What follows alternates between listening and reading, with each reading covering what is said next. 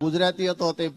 પાકિસ્તાનની બોર્ડરમાં ભરતી થઈ પહેલી વાર ડ્યુટી લાગી પાકિસ્તાનના બોર્ડર ઉપર ઉભો તો એને તો એમ કે આપણે 18 વર્ષ હોય શાંતિથી નીકળી જાય પછી ઘેર જઈને આરામ કરીશું પેન્શન તો આવશે તે સાહેબ બરાબર હવે તેઓ ઉભો તો નહીં હું રાતનું રોજ પેલું યુદ્ધ થાય ને એટલે ઇન્નમ ગોળીઓ ફૂટે ને તો મને તકલીફ થાય મારે કેવું હોય તો સાચું કા ગોળીઓ ફૂટે તો કે બોર્ડર ઉપર શું મજાક કરતા હોય પણ મૂળ ગુજરાતી બુદ્ધિ ને રાતનું 2 વાગે ઉઠ્યો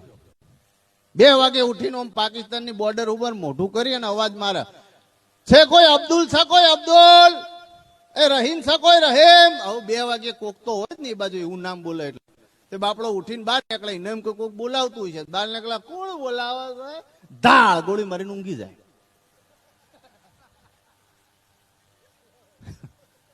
બીજા દળ પાછો 2 વાગે ઉઠે ગફાર છે કોઈ ગફાર રહીમ છે કોઈ રહીમ હવે પેલા બાપડા નીંદર માં કોઈક અવાજ મારે એટલે એને એમ કે અમારા સાહેબ બોલાવતા છે આમ આખો ચોરતું બહાર આવે ધાડ ગોળી મારીને ઊંઘી જાય આવું 5 દાડા ચાલ્યું પછી ને બુદ્ધિ આવી કે મારા આપણું 5 જણા ઓછા થઈ ગયા આખું ગુજરાતી આવ્યો નક્કી રાતના 2 વાગે રાડો નાખે છે અને સવારે એક આપણો ઓછો હોય તે 1 વાગે ઉઠ્યા